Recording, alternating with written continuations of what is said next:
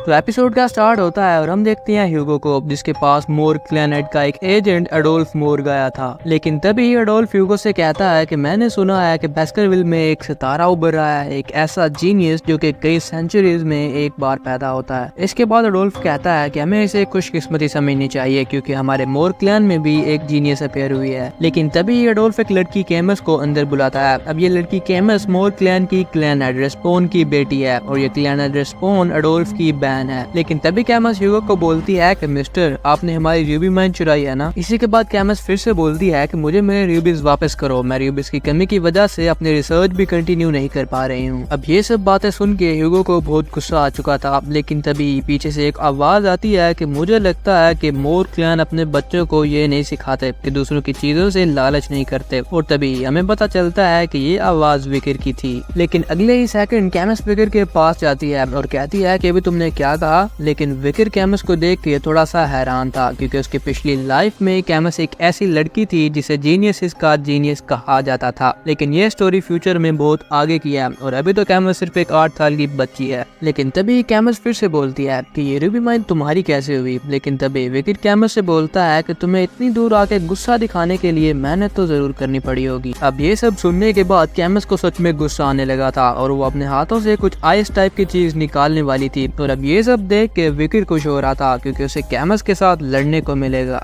लेकिन तभी हम देखते हैं कि कैमस ने उस आइस से दोनों क्लैंस का एक आइस मॉडल तैयार किया था विकर को समझाने के लिए। अब इससे आगे मैं तुम्हें समझाता हूँ कि आखिर इस रूबी माइन का चक्कर क्या है। अब इस माइन की जो एंट्रेंस है वो मोर टेरिटरी में है, लेकिन जो एक्चुअल माइन है वो बेस्करविल टेरिटरी में है। इसलिए दोनों क्लैंस क्लेम करते हैं कि ये माइन उनकी है। लेकिन तभी विकर कैमस से कहता है कि रूबीज में कोई भी चीज इतनी खास नहीं है जिससे हमें उनमें इंटरेस्ट होगा। हम सिर्फ अपनी टेरिटरी को नहीं छोड़ना चाहते, रूबीज के पीछे तो सिर्फ तुम लोग पागल हो। लेकिन तभी कैमस विकर को एक और इजी वे में समझाने के लिए कहती है कि ये तुम्हारी लैंड और ये मेरी लैंड, राइट। और तभी कैमस अपनी टेरिटरी में से अपना बाजू बेस्करविल की टेरिटरी में ले जाती है और कहती है कि अब ये बाजू किसका है। लेकिन तभी विकर कैमस का बाजू पकड़ता है और कहता है कि ऑब्वियसली अब ये मेरी हुई। लेकिन कैमस थोड़ा सा शर्माते हुए कहती है कि मैं अब तुम्हारी कैसे हुई, यू आर सो सिली। लेकिन तभी विकर कहता है कि किसने कहा कि तुम मेरी हो। और तभी विकर अपना नाइफ निकालता है और कहता है कि मैंने तो कहा कि तुम्हारा बाजू मेरा है। लेकिन तभी कैमस अपना बाजू छुड़ाती है और अपने अंकल के पास जाकर रोना शुरू हो जाती है। लेकिन तभी विकर कहता है कि ये नाइफ बस एक टॉय है और मैं बस सिर्फ मजाक कर रहा था। लेकिन तभी सीन शिफ्ट होता है और हम देखते हैं कि बेस्करविल और मोर क्लैन के दरमियान फ्रेंडली कंपटीशन शुरू हो चुका था। और अगर अब तुम्हें समझ नहीं आई है कि ये कंपटीशन क्या है तो मैं तुम्हें बता दूं कि इस कंपटीशन में 8 से 15 साल के बच्चे इकट्ठा होते हैं और अपने स्किल्स को टेस्ट करते हैं। अब पहले तो 8 साल के बच्चों के कंपटीशन के मुकाबले में 15 साल वालों के कंपटीशन को ज्यादा अटेंशन मिलती थी। लेकिन इस साल अटेंशन कहीं और जा रही थी। और तभी हम देखते हैं कि कैमस और विकर में एक फ्रेंडली कंपटीशन मैच होने वाला है। लेकिन ये मैच कितना फ्रेंडली होगा वो अब हम आगे देखेंगे। लेकिन तभी बेल बजती है और मैच स्टार्ट होता है। लेकिन तभी कैमस एक स्पेल कास्ट करती है जो कि एक 15 साल का मैजिशियन भी कास्ट नहीं कर सकता था। और इसी से हमें पता चलता है कि एक जीनियस कितनी पोटेंशियल रखता है अपने अंदर। लेकिन तभी कैमस विकर पर एक अटैक करती है। लेकिन विकर उन सारे स्पेल्स को डोज करता है और कैमस से कहता है कि तुम्हें अपने स्पेल्स पर ज्यादा कॉन्सेंट्रेट करना चाहिए। लेकिन तभी कैमस गुस्से से बोलती है कि तुम मैजिक के बारे में जानते ही क्या हो, तुम तो बस एक कीड़े हो जिसे मैजिक के बारे में कुछ भी नहीं पता। और इसी के बाद कैमस एक सैंड वॉल अपीयर करती है अपने प्रोटेक्शन के लिए। लेकिन तभी विकर उस सैंड वॉल को तोड़ते हुए कहता है कि तुमने मुझे एक कीड़ा कहकर कुछ ज्यादा ही नहीं कर दिया। और अगले ही सेकंड विकर कैमस के पास जाकर उसके फोरहेड पे एक क्लिक करता है और उसे दिखाता है कि स्ट्रॉन्गर कौन है। लेकिन तभी कैमस 2 सैंड वॉल्स अपीयर करती है। लेकिन विकर उन्हें भी तोड़ता है और अपने हाथ कैमस के पास ले जाकर पूछता है कि मुझे एक बात बताओ, ये हाथ जिसने अभी अभी ये दीवार तोड़ी है, तुम्हें क्या लगता है कि ये हाथ किसका है। अब कैमस इसके जवाब में कहती है क्या। लेकिन तभी विकर उसके फोरहेड पे फिर से फ्लिक करता है और कहता है कि ये हाथ स्ट्रॉन्गर वन का है। लेकिन तभी कैमस विकर पर बहुत से अटैक करना शुरू हो जाती है। और अगर विकर यहाँ पर चाहता तो वो कैमस को एक ब्लिंक ऑफ एन आई में मार सकता था। लेकिन इस काम से एक बहुत बड़ी मेस क्रिएट हो सकती थी। लेकिन तभी विकर सोचने लगता है कि उसे कैमस को शांत करने करने के लिए क्या करना चाहिए। लेकिन तभी विकर की नजर उसके पीछे वाले एक रिंग में जाती है जहाँ पर दो स्टूपिड मैजिशियन और स्वर्ड्समैन आपस में लड़ रहे थे। और अब विकर का यहाँ पर प्लान ये था कि जब वो मैजिशियन एक अटैक करेगा तो स्वर्ड्समैन से वो डिफेंड तो होगा नहीं और वो अटैक सीधा इनके रिंग में आएगा और विकर उस अटैक को डोज कर देगा और वो अटैक सीधा कैमस को आके हिट होगा, जिससे कैमस को इतना डैमेज भी नहीं होगा और फाइट भी रुक जाएगी। और विकर का प्लान बिल्कुल टू द पॉइंट काम करता है और होता भी बिल्कुल ऐसे ही है। और विकर उस अटैक को डोज करते हुए कहता है कि कैमस मोर, तुम्हें एक प्रोटेक्शन स्पेल प्रिपेयर करना चाहिए। लेकिन कैमस के रिस्पॉन्स करने से पहले ही वो अटैक उसे हिट कर जाता है। लेकिन इसी के बाद हम देखते हैं कि उस अटैक की वजह से कैमस को डैमेज तो नहीं हुआ था, लेकिन उसके सारे क्लोथ्स जल चुके थे और वो सोच रही थी कि जैसे उसके आसपास का स्मोक हटेगा तो उसको बहुत ज्यादा जिल्लत का सामना करना पड़ेगा। लेकिन तभी विकर कैमस के पास आता है और उसे अपनी शर्ट देता है और ये चीज देखने के बाद कैमस भी थोड़ा सा हैरान थी कि आखिर विकर उसके साथ इतना नाइसली बिहेव क्यों कर रहा है। लेकिन इसी के बाद आसपास का स्मोक हटता है और पास खड़े हाउंड्स कहते हैं कि जो जमीन पर है वो डॉटर ऑफ मोर्ग है और जिसका खून बह रहा है वो यंग बास्करविल है। तो इनके लिए ये बताना मुश्किल हो चुका था कि इनकी फाइट का विनर कौन है। लेकिन तभी वो हाउंड्स विकर की बॉडी को देखते हैं और कहते हैं कि शायद ये स्ट्राइक्स रिवर की ब्लेसिंग्स हो सकती हैं और इन मसल्स को देख के लगता है कि विकर ने इन्हें बिल्ड करने के लिए अच्छी खासी मेहनत कर रखी है और एक 8 साल के बच्चे के लिए इस अमाउंट का टैलेंट एक लाजवाब चीज है। लेकिन विकर और कैमस की फाइट के बाद कैमस के मन में विकर के लिए कुछ फीलिंग्स आ रही थी और आगे विकर और कैमस की स्टोरी कैसे कंटिन्यू होगी और विकर अपना रिवेंज कैसे लेगा, ये सब हम जानेंगे आगे की एपिसोड्स में।